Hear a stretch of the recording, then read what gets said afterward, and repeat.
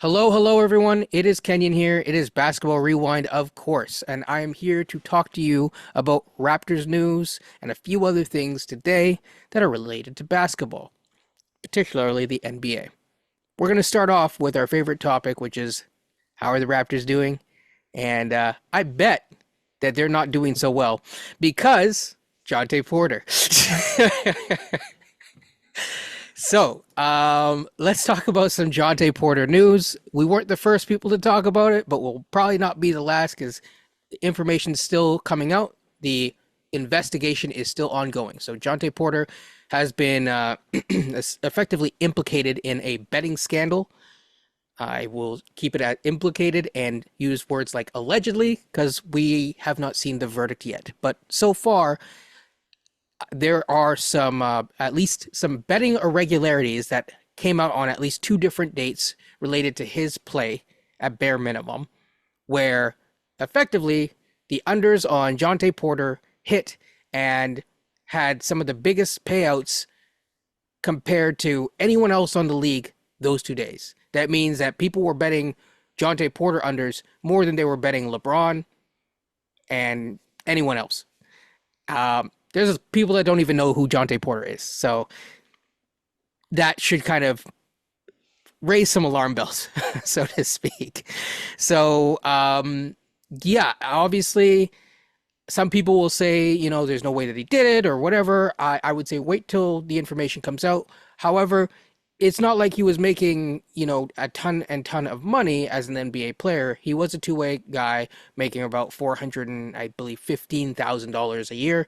So he's not making even the amount of a minimum contract. That doesn't excuse any potential behavior that he may or may not have been involved with, but I think that people need to hold off. And also, even when people are making big money, sometimes, I mean, it is an addiction. People get into this gambling stuff, people want to make more money, and sometimes you compromise your morals and values to do that, or what could be potentially a guarantee in the future, because essentially you're taking a gamble. I don't know if you guys want to weigh in on it. Coach, I'll start with you. Well, this doesn't look good on its surface right now, especially if a lot of people were just betting on him, as you said, and there's the big payout. A lot of like the casinos and these big companies that get involved with gambling, they're not in it to lose money. They're in it to take your money and to get profits from them. They're not too keen on giving out a ton of money to people on these things. So I can imagine when it came up about his stat line and how many people allegedly bet on his specific stat line. This isn't LeBron James. This isn't Jason Tatum. This is someone who, at best, is a third string center in the NBA. It's a bit sketchy right now. It's definitely will call into question. I mean, I really hope that this is just a coincidence that this had happened, but I don't know. It doesn't look good. I just think as well too, and I got to give Masai credit. He said, "Don't put your phone down this summer," and he's right. There's been a lot of news on the Raptors front since the summer, dating back to the Knicks lawsuit to this to the overhaul of the team. I'm not trying to talk the team so much right now. I just mean it's a lot that this team has been through this year, and I just hope that I hope that Jontay will come out okay through this. Yeah, I mean, before Beyond goes, I'll say if you put your phone down too quickly, you might miss out on the prop bet tip. So, Beyond, your thoughts? Um, I have two thoughts. One, let me talk from a punitive element of this. It's a if he's found guilty of these actions, um, this is gonna be one hell of a battle between the union and the league. And I can see it from both ways. I'll be straight. If folks don't realize this by now, I am pro player, so I am to be that straight right there. But I think if I'm coming up from the league standpoint, they're going to try to make a statement, and they actually, in some strange way, they actually a guy like Jontay Porter is the perfect individual for them to make the statement with. He's low stakes, is like they call it, right? So they can, they don't care. His career can be done. What the whoop de do if he's out for a year or whatever? They can make it very punitive if they get what they want. To kind of send a message to everybody else, like, look, man, we ain't messing around. As the kids like to say nowadays, FAFO. All right. For those who don't know, you can look it up on Google.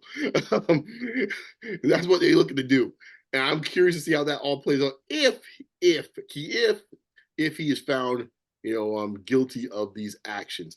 And the thing is, this is on the backdrop with another league right now who have the opposite end of the spectrum, where it's like, oh Lord, this can't be what I think it's going to be, because they got the other side of the spectrum, and that is something I am curious to see how that plays out, because that is the situation no league wants to be in. Not only to deal with a gambling scandal, but for it to be arguably your biggest draw and your best player. That is something you don't want any part of. So I'm curious to see how both these leagues handle it. And to be fair, folks, I know people want to make this an NBA story. This is a sports story. There's already been suspensions in the NHL. I mean, for some of us that watch the gridiron, there's been a few in football already. Like, this is, and I mean, in European sports, I mean, heck, I follow cricket.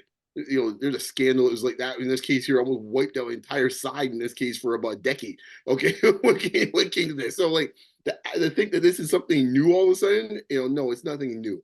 I think that to me is a very interesting part of it, the punitive part of it, and how it's how the two leagues that are right now going through it, how they handle it based on the type of players. As far as Jontay himself and all that stuff in the Raptors, I think Coach summed it up. This is just like the icing on a cake of just a disastrous season. Like, I just call it what it is. It's like, it's like, please think of the most disastrous storyline you can have left to wrap up the season. There you go.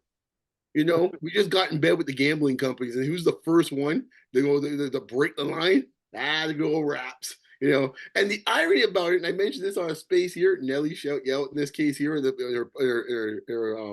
or space.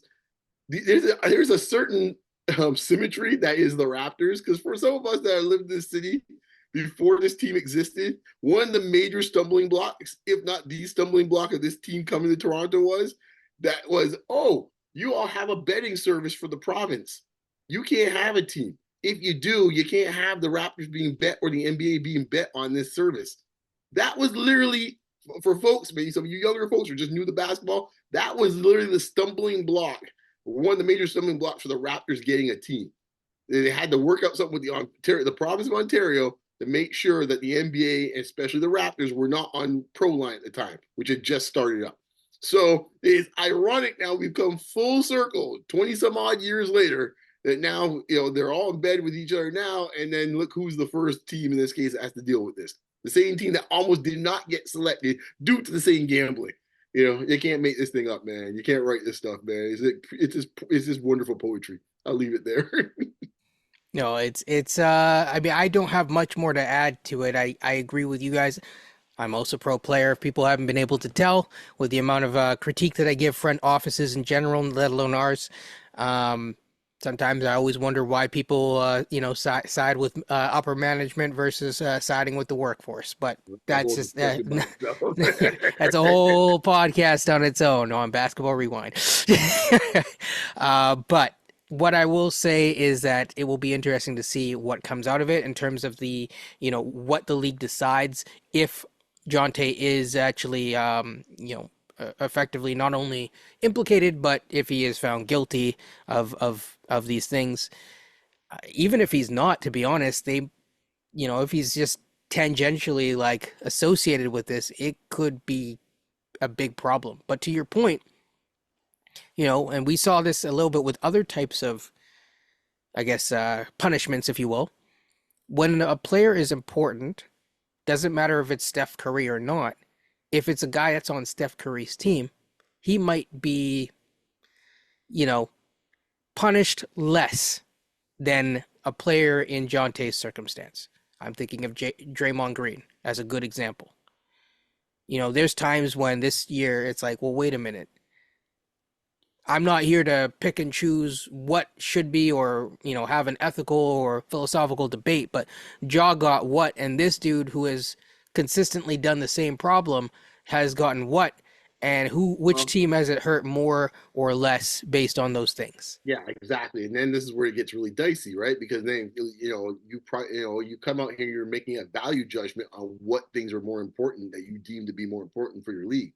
The NFL's had to deal with this already. Calvin Ridley's a pretty damn good receiver. For those of you who don't know, he played for the Falcons.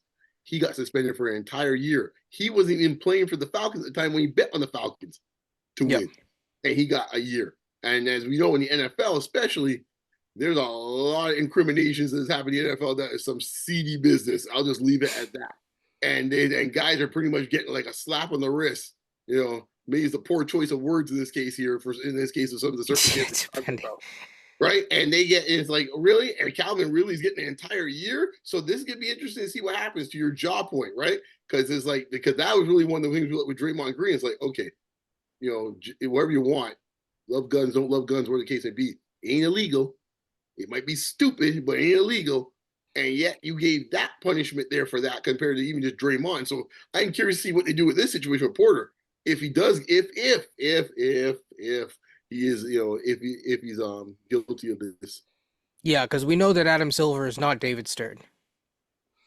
True. David Stern would treat things a little bit differently. We'll say that. So, moving on to the overall general NBA news. We're not really going to talk about news, but because we kind of just already talked about it, really is one of the bigger stories, in the NBA right now. Well, they made us famous. Yeah, hey, you know what? The Raptors are always going to be headlining. Yeah, no doubt, never dull, man.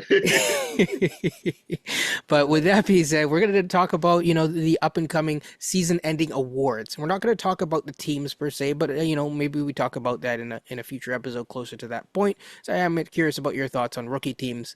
But today we're mainly going to be talking about MVP, Sixth Man of the Year, Most Improved, and I think we'll keep it at that unless you guys really want to talk about the coaching thing. Coach of the Year, I think, is a big one.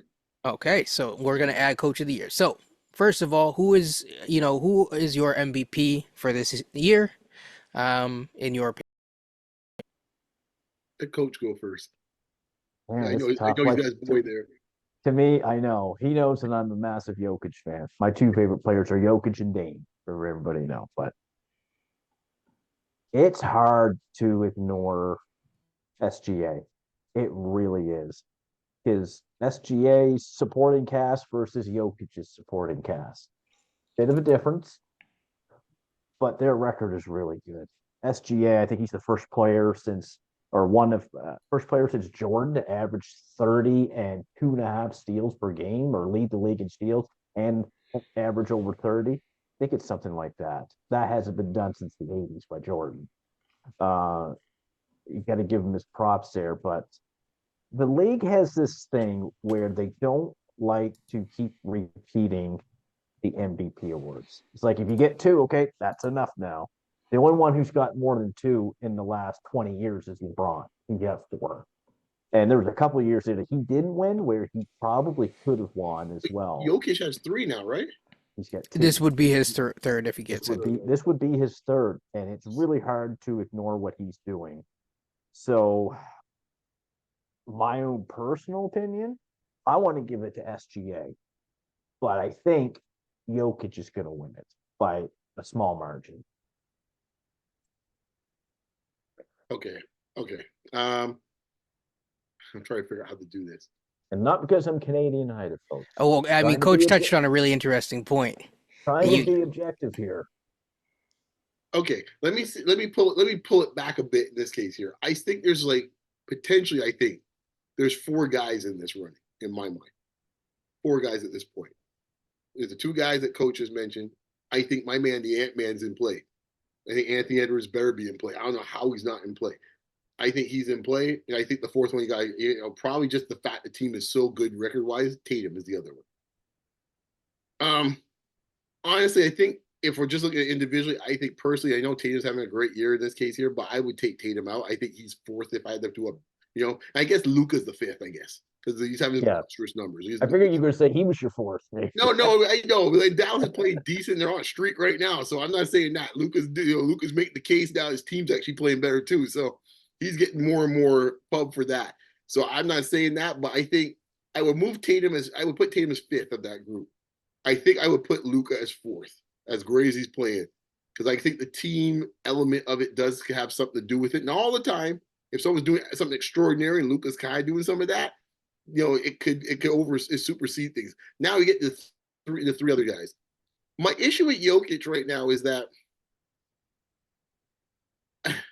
it's a little bit kind of like LeBron was for a long time, where you like you can make an argument give LeBron every year the MVP, right? Like, and it's and especially in this numbers analytics game, Jokic an analytics darling, right? Just the way he plays, his numbers, even on wherever it might be a mid Jokic year, it's gonna look pretty damn good. So now, how you justify that versus maybe what other guys are doing, and then what the team is? Because if he were to win, let's assume now they stay in the third spot where they are right now. He would have won an MVP when his team was third in the conference, and I think they were fifth in the conference when he won the first one. That's a lot of leniency for a dude in this case whose team's not been won in the conference, right? Like, I mean, I'm just thinking big picture in NBA MVP history. Like when Westbrook won it, they were a 6th seed, but Westbrook had done something that no one else has done. And for those folks out there talking about Westbrook should have won the award and stuff like that, fair enough. But I ask y'all this: I ain't seen no one else do it since then. Well, everyone's supered up the numbers. Ain't no one done it since, so it ain't so easy to do. All I say is this: is that I get a little concerned. I say this is might be bad considering, especially the last topic we talked about, but like it just feels a little bit like kind of gaming the system a little bit. And that's the only way I can phrase it. It's like, and I think you got to look at what the other guys did. Because if anyone did their pre thing at the beginning of the year, no one thought Minnesota OKC would be the top 2 teams in the West. Nobody. Oh. And then for Cat to be hurt, to give the Ant-Man cause, because he hasn't gotten much play, for the Ant-Man situation. And then afterwards for, what you mentioned about SGA, but I'll just go with Ant-Man. For what he's doing on a team in this case here, people think is poorly built to begin with. It's like there's no space. With these 2 big guys, what are you going to do? And then with Cat getting hurt, their second best player, and they're still not just maintaining, they're still chugging along. He's been fantastic, offensively and defensively. Sorry, Jokic fans, just got to put it out there. And defensively, he's made game-winning plays defensively. Like I know, I'm just saying. I try to get no cheap shot. It's just I know. I just think that his season has just been kind of like just undervalued. Where I don't even know how I see some NBA people don't even give a mention. Like, what are you people watching? So those are I would put one. I still probably would give SGA just a bit of the nose, then Ant-Man, then Jokic, then the other 2 guys. Very fair. My MVP is gonna be Shea. I looked at the numbers just as you were talking. The closest to is really Shea and Jokic. No offense to Ant. It's just those 2 are cut above the rest. I do think that Ant next year, maybe he's in the the topic of conversation a bit more highly. I think Ant probably gets into the All NBA discussion. Not that we're really focusing on that today, but I don't think that it's his year just yet. Just offensively and defensively, those guys are just on a completely other level. Ant is, obviously there offensively. Defensively, he's not been that bad, but I got to give it to my man. And then also just record-wise, Shea's team has outperformed. I'm sorry, but like, you know what I mean? Like he's outperformed the field. The only other team would be Ant's team, but Ant, you would argue, has had a better, more mature team coming in terms of like, Yeah. Rudy Gobert is a former defensive player of the year, 2 times at least. Cat has been on all NBA teams and also has always just stuffed the stat sheet. So from that standpoint, Jaden McDaniels, I believe he was all defense as well. So there's just a lot of infrastructure that like OKC was not proven. May I have a rebuttal for Go a second? For it. I know the Ant-Man right now. I might be just the only man fighting for the Ant-Man cause. Okay, last time I checked, I just watched the last couple of days of this case. OKC's beaten a lot of teams without SGA. So this roster is pretty damn good without SGA. So they might be making the case the opposite way. Part That's 2. fair. Last time I checked, didn't he have a guy that's a potential rookie of the year just walk onto his roster? I mean, Just he's like just been he's just 11, been just sitting like, there hey, in the bleacher seats, like, the right, year before. right. And just so he like he's just got like scrubs just covering up the back. Like he's got like dudes out here and coming in waves. Like they got like 10, 11 dudes that are like literally most of these guys could probably start on most teams in this league. So I'm just saying like Minnesota's team is not as deep. You get past about 7, maybe 8, it gets dicey for Minnesota. Mhm. For the most part. Yeah, you go there. You got Nas Reed. You're gonna get in there. Alexander Walker, and you're probably gonna get Slow Mo, right? So you got Yep. that's like 8 there. You get past that, now we're talking. OKC is like 10 dudes deep. There's guys can't even play. I've seen guys that played the other night. I haven't probably played most of the season, just coming out there putting up double doubles and stuff like that. So like I get it. I'm not saying you shouldn't win. I'm just saying I think the case is I know the numbers You're, are you're trying you're dazzling. trying to make a case for someone else. That's Yeah, all. the numbers are dazzling, but I think there's more to it than that because I think you gotta look at it from the standpoint. Could Ant-Man put up those numbers? Yes, but in this case, he got a guy called Cat on his team. Granted, it cuts both ways. All I'm saying. Yes, Yeah, yeah. because he probably could put up bigger numbers if he didn't have Cat on the team. And my thing is, I would also lean against Jokic because if voters are always going to use the excuse of, well, we need someone new and that sort of thing, then be consistent. That's my only thing. Right. And that's the reason why I also kind of put back the analytics on them a little bit in this case, because the analytics seems to work where it wants to for them. Because Well, you're also the analytics show that Jokic is a really really good defender, and I right. don't really see him as a really really really good defender. Exactly. But I'm saying from the analytics argument, for about 12 to 14 years when LeBron potentially could have been the MVP for at least the majority of those years. And his analytics were probably off the scale. Did anyone use the analytics argument for LeBron? No, I no, think they there's did not. Probably the a same great thing. I think there's a greater point though. Like LeBron is the only one to win more than 2 MVPs since like Jordan, more or less. Shaq never, Kobe never. Uh, I'm trying to think here. Harden, Westbrook, like Steph. None of these guys have. Bird was the last one prior to Jordan. I think he won 3 in a row. Magic had won 3 as well. So I'm just like the NBA doesn't seem like they want to give out that third MVP to a Jokic, to a Giannis. I just wonder. It's almost like, oh, who's the guy who's the guy that's really capturing people this year, even if the numbers aren't there. There's always like, oh, we got to go to the new Okay. guy. So I as I think always get that feeling a little bit. here's the reason why you get the feeling. And Nick Wright's the one who brought this up when he did his top 100 a year ago. Yeah. And he said, like no other sport, the MVP award in the NBA compared to any other sport can literally you chronicle the history of the league. You could literally look and you could literally pick the best players ever just by the MVP awards, right? It's It's not like been the fairly NFL, consistent right? and It's not well picked. right. It's not the NFL or one year when a baseball with Brady Anderson or somebody just hits 50 home runs. No, there's no Mm. flukes like that. I It's think the one argument is that people say recently is like Derrick Rose, maybe. Derrick Uh, Rose might be the only one that may not make the Hall of Fame, yeah. and that might still be a possibility. Now, I'm Yes. just saying, I'm just looking here from that standpoint. It's like, okay, to Coach's point, if you give Jokic 3 MVPs for a guy that's won 1 championship, look at the dude you call got 3 MVPs or more. I can list in my head right now. And so what we say in this case here, that's why I don't get. See, this is where I get concerned with the analytics guys. Because if we're gonna just judge it on analytics, yeah, he'll win every year in this case here. But Yeah. sometimes it has to do with eye test and a little of this too. When you're looking on the screens, like you know what? You're telling me this guy really should get let's say we continue this 5 years down the road. Tell me Jokic in this case should get 5 MVPs over Magic Johnson. That sound right to you? I don't think it sounds right to me, based on what I'm seeing right now. That's just me. I mean, if Because he So wins you're every saying year. the championship then, the criteria. If you're winning championships, then it's okay for you to win MVP. right, exactly. If he's got like 3 rings in that point, then fine.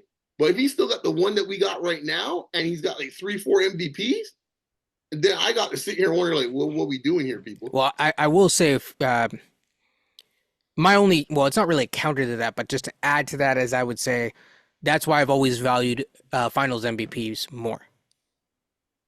True, Got three of true, them, but won they 3 in a do row. have, yeah, but even Finals MVPs, a It is scenario shaky. can There be are times, like the Iggy. right, right. There we go. Right, like so, Now, no, like no shade against Iggy, but I'm just saying, right, or even guys that are very good players, but then kind of go, to another level in a finals or just a circumstance like Joe Dumars. Joe Dumars isn't going to be no one's top 50 list ever. yep, Right, yep. right. But hey, he's got MVP, right? So I always look at the league MVP.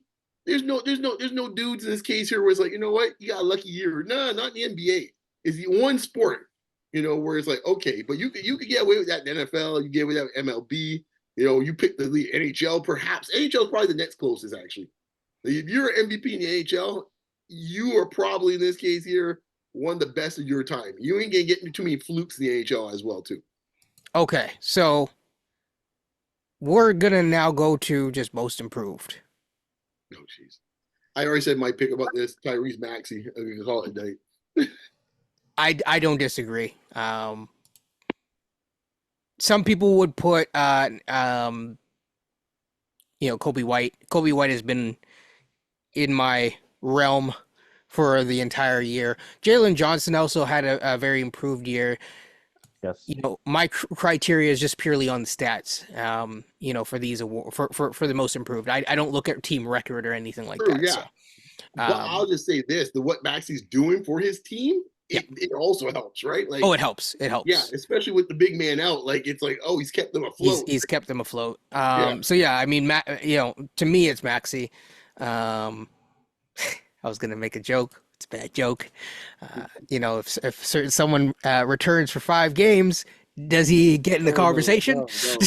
No. Okay, so no Raptors are gonna be on that list this year. No. Sorry. Well, guys. here's Maxey's averaging almost 26 a game, 6 assists, Mhm. 37% from three, 44% from the field. His team is technically still in the play-in. They play half the year without Embiid right now. Mhm. It's hard to argue against that. Yeah, I think it's Maxey, to be honest. Yep. No argument from me. My runner-up is just Kobe White, so I'll just give him some shine. I think he's Good had a Tar phenomenal Heel. year. Good Tar Yes. Heel, man. Yes. I know a lot of people wanted him as a Raptor. I wouldn't have minded him either, but that ship has sailed. He's I already thought actually got Chicago paid dumb too. enough to kind of forget about him. Like, yeah, maybe slip in there, but yeah, good Tar Heel boy. Yes. So the six-man award is very interesting because, well, first of all, who would you have as your six-man? It's a tougher decision. Mm-hmm. Coach, you got any ideas right now? I I don't know if I do.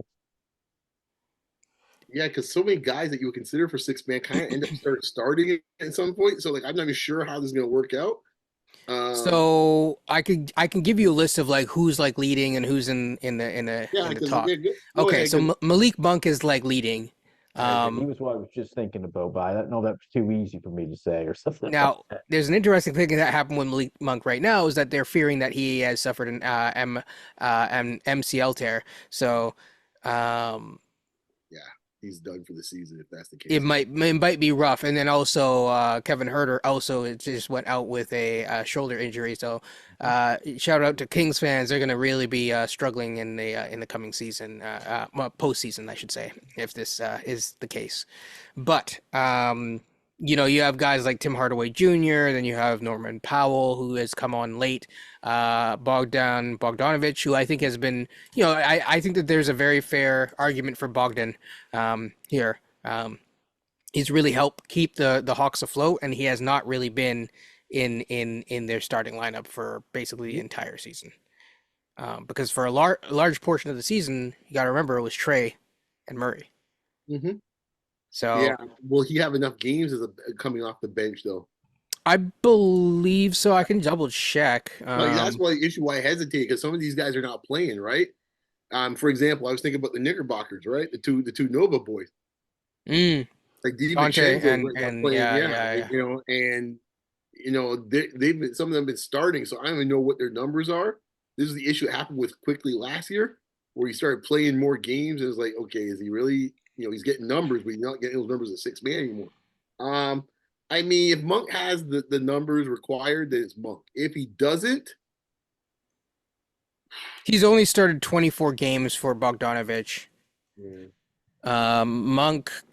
So I'll split the difference on who's played less games as a starter. yeah, yeah. Um, 24 is a lot, man. 24 is a lot. Yeah. That's a He's sizable gonna be chunk playing, of the yeah, he's gonna season. be playing more. We know he's gonna be playing more. So like I'm like, hold on. Like, yeah, I don't know, man. I think I'll go with Powell, man. If Monk's hurt, I'm gonna go. Monk has played 0 games off, in the starting role. Yeah, that's why I said I would go with Monk, but I don't know he's gonna have the number of games required now. He does. He does. He's He at does? he's at 72. Okay, so Monk, He's blasted past that. yeah. Yeah, So Monk, I think I'd have to go with Monk as well. I'm just comparing his numbers to Tim Hardaway Jr. They're close, but Monk has higher assist numbers, way Oh higher yeah. than him or Norman Powell. Even though their scoring numbers are similar, like you are the sixth man off the bench. That is traditionally a scoring award, more or less. I think assists on drives per 75 possessions, Monk is actually leading the league in that right now. So Yeah, that's probably Malik. it's his to lose. yeah. Yeah. So yeah. There's just one more. So we went through MVP, six man improved. Then there's coach of the year, and I think that there's kind of a consensus here. But I don't know if either of you Wait, want. hold on. Before that, is it already determined that Big Vic has got things covered? That's why we're not doing ROTY. Oh, you know what? I actually forgot to write down rookie of the year. Yeah, Or he has it. are we in Big Vic No, mode it's a wrap. I'm sorry. Listen, Chet has been my guy. I've been rocking with him the whole year. You lost the award. Yeah, hey man. I don't know if either of you want to make a case for someone else other than Oh, Wemby. I made my case from August when he came. I said, yo, when we had our pregame thing, I said that dude. I mean, this dude's putting up 40 and 20 pieces on you. and winning. It's like, man, Well, I saw that. I didn't know that game went into overtime, by the way. 21 points, almost 11 rebounds, almost 4 assists, and 47% from the field. Probably like 3 blocks. Unbelievable. And I don't even know the blocks right now. I'm sure Yeah, it's the blocks 3 are about blocks. three Yeah. blocks. Yeah. a game or something like that. I mean, it's You funny. got 10 against us. I'm Victor, generational. Yeah. Chet, closer to franchise changing. Mhm. Yep. You got nothing against Chet. If this was any other year, it's Chet. He just happened to be in the same coming out with playing his rookie year with a generational type prospect. They're going to have some battles over the years, people. Spurs and OKC with these two young guys who are well over 7 feet and do what they can do. I mean, the only argument Chet has is that he's on the better team. That's the only argument. Everything else, it's Victor. 3.5 blocks a game is insane. That's we're talking about Manute Bol type, defensive 10 of numbers. those came against Toronto in one game. So Hey, Yes. my man looked at this NBA thing and said, "Man, I make this look easy, man." Well, we gotta be careful when we say that because Scotty said that too. This dude is the face of the NBA. Future That's face. true. And by the way, for the record, Chet is averaging 2.4 blocks a game. So it's just, What Chet's at 18 a game or 17 a game? point. Yeah, it's dipped down. It's about 16.8. So Yeah, 17 a game. Yeah. But What on like even year? amazing, incredible efficiency, like 10 boards or something like that, or yeah, and he's shooting 37% from deep. any other year, The league is in good hands. there you go. Slender Man for the win. So More coming. so yeah, coach of the year. Just to speed along with this one, I think everyone kind of we discussed it. It seems like the OKC guy is in the lead for this. There are arguments for Boston's coach, obviously, second row Joe. There's not second row Darko, I'll say that. There is also some arguments for Chris Finch. Because a lot of people didn't think that Chris Finch's team would be this level. But OKC seems to be running away with it. I don't know if there's any that you think that I've missed here. Also, Bickerstaff from the Cavs. I would say, well, Mark Daniel is probably going to win this. I think Finch should get honorable mention, as you said. Me, Missoula, because the record's going to be like crazy. There'll be over 60 wins when it's all said and done. Hard not to give a guy some love. His team 60 wins. And then I would say, I always forget his name. Do Coach in do do Orlando. they do they win 67 games? By the way, Probably not because they'll probably start resting guys. gotcha. They'll Okay. win 60. Yeah, they'll win. But they'll probably be the They only only need team 3 to do win that. 60, so Yeah, that's why yeah. I put the Yeah, the 60s covered. The 67, no, they're going to start resting guys. What's his name? The coach from Orlando. Just Oh, Jamal Mosley. yeah, Mosley. Gotcha. Yeah, I can see his face. I couldn't get. Yeah, Mosley is definitely. I think the other person that has to get some consideration. Yeah. Orlando might get close if they get on a little tear. They could get close to 50 wins. So Well, it's tough because if they only have 10 games left and they're at 42, yeah, that's what I'm saying. If they gonna rip off like so 7. they're probably going to get to 45 and just start planning for the playoffs. Yeah, it depends how close they are to the Knicks. If they can't reach the Knicks, but they Yeah. gotta be careful because Indiana's right on their tail. So They're 2 games below the Knicks. They have the same win and loss record as Indiana. Indiana has 1 more loss. yeah, So Indiana's the one, but I think that Indiana kind of probably once it gets a little bit closer, I could see Indiana because Indiana is basically solidified where they're at. They just need to win just a couple more games and they've solidified. So I think they might be looking more at which matchup works for us from that standpoint. So yeah, I think that's it. Really quickly, just to run through, I won't go through all the questions because we're running out of time here. We get Defensive Player of the Year? Oh, okay, sure. Defensive Player of the Year. Big Vic. Yeah. No. That's a good question, actually. Gobert for me. It's gonna be Yeah. When Just he's in terms of the net numbers, it would be him. yeah. Does OG get some love? I'm just kidding. He's healthy. He might have, He might have, but Yeah, but you don't stay healthy. who's gotten actually? Big Vic is actually in the running, Mm-hmm. as is Chet. Mm-hmm. Yeah. No, this is the only year that Gobert will enjoy this because Big Vic is going to win like 6 or 7 of these in a row. if he's Yeah. healthy. The other people that are in the running is Jarrett Allen, and also AD has come alive as of late, but there's a consistency that is. Actually, you're right. He's the dude I think that needs to get more love. He's been fantastic defensively all year. Yeah. Absolutely.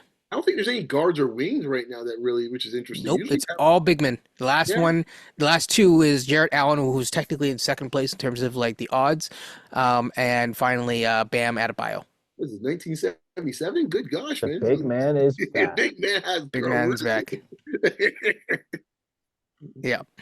Yeah, no, what is it our friend Lewis said? We are living in a Brooke Lopez world right now. You're right, man. we are. He's We are. kinda right on that. We are. We'll need to have him back on here. So We just don't have one, you guys. no, we can't have nice things, but that's okay. So just to really quickly go into the draft type questions as the draft is getting closer and closer, I'm just going to ask them in more rapid fire. So 2 guards that you would pick from this draft for the Raptors specifically. For the Raptors specifically. Yes. Coach, you We're go, talking man. the two top guards. 2 guards that you would pick for the Raptors. You're hired to do a scouting report and give your take on the 2 guards that you desire from this draft. Stephen Castle would be one. Okay. I think his game is able to translate well to the NBA because he's a bigger guard who I think can play point guard or 2 guard. He's done really well for UConn, I think, in this tournament as well. He's really good defensively as well. I'm going to give my man Mouth a shout out for Dalton, but I'm saying this for the Raptors because I like Dalton. But so you see him more as a guard.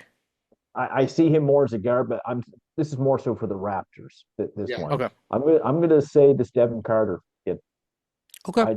I think his game once again will translate very well to the NBA. A really strong guard, 6'3", 200 pounds, can really put points up. He's averaging 9 rebounds a game.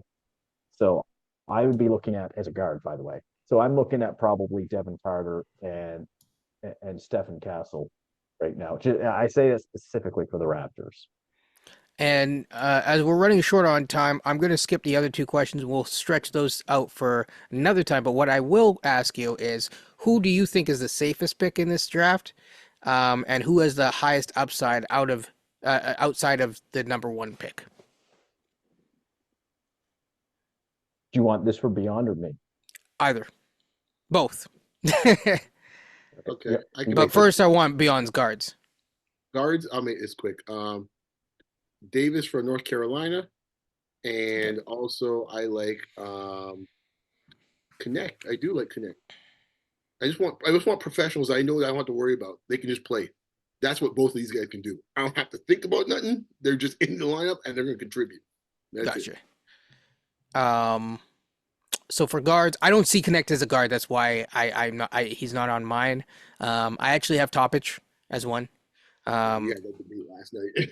Yes, yeah, he's been. I've watched more tape of him every day, and I like what I see. But there's a debate for not taking him potentially if you're the Raptors.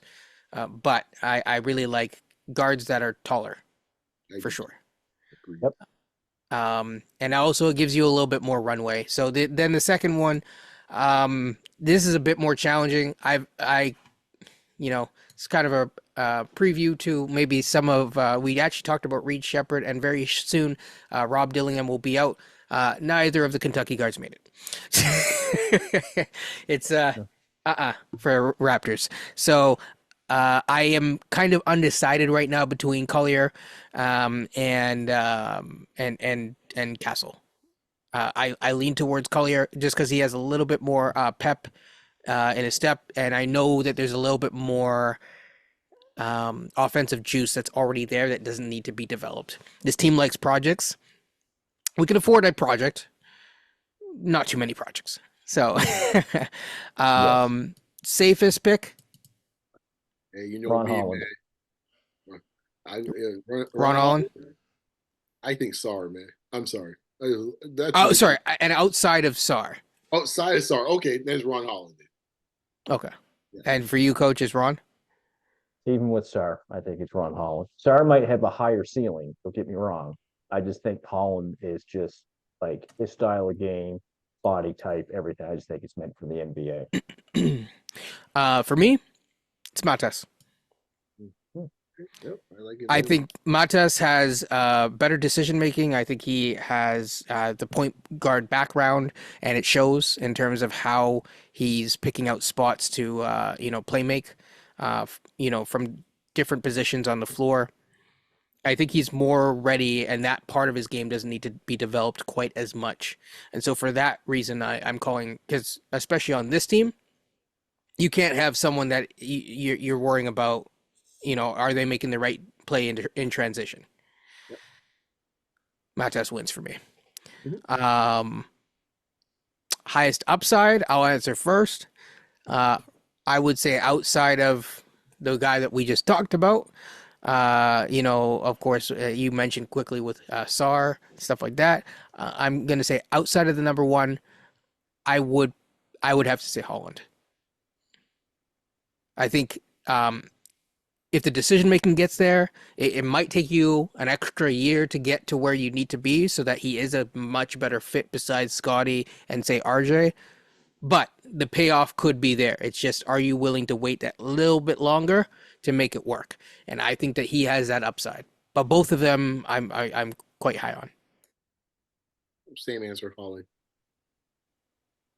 I have very close answers. Holland and slightly below is Matas. I actually think Matas could, if he just because of the length, 6'11", being able to shoot over guys, the defense. We know the defense probably at the rim is going to be better than Holland's. Is that Holland's going to be able to be a POA defender? We also think as well. Mhm. So it's for Holland, it's just me slightly over Matt Test, but it's not going to shock me if Matt Test could reach another level offensively than Holland could. That's fair. So I think we've covered a whole bunch of stuff. We covered a bit of the draft.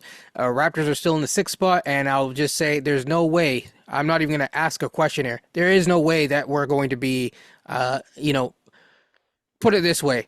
The people that are behind us, in other words, Portland, because I don't think that Charlotte, who's one game behind Portland, they're not going to catch us. So we're at the 6th spot. There is an outside chance of us regaining and catching the Grizzlies, but I doubt it. So for that reason, the 6 odds are what we have. That is not a guarantee. Remember that, people. It is not a guarantee. People are acting like it's a guarantee. It is not a guarantee. We may not be picking at all this draft with that pick. But that's been Basketball Rewind, and we're going to talk about those things another day. With that being said, everyone take care, like, comment, subscribe. Hope you enjoy this episode. We'll maybe have a special guest next week, and peace.